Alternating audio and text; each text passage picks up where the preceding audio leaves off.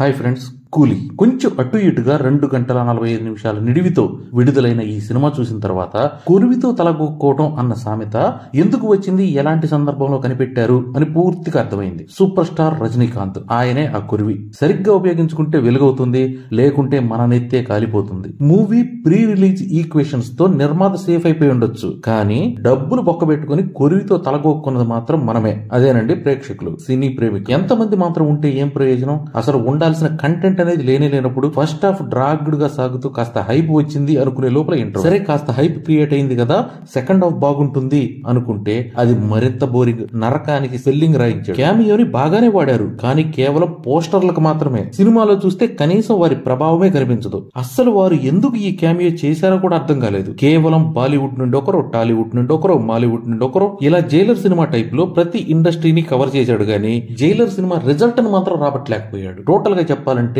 నాకు అసలు నచ్చలేదు బ్రదర్. కేవలం ఇది నా ఒపీనియన్ మాత్రమే. రేటింగ్ ఇవ్వాలంటే మాత్రం 4 out of 10 ఇవ్వచ్చు అనుకుంటున్నాను. Thank you.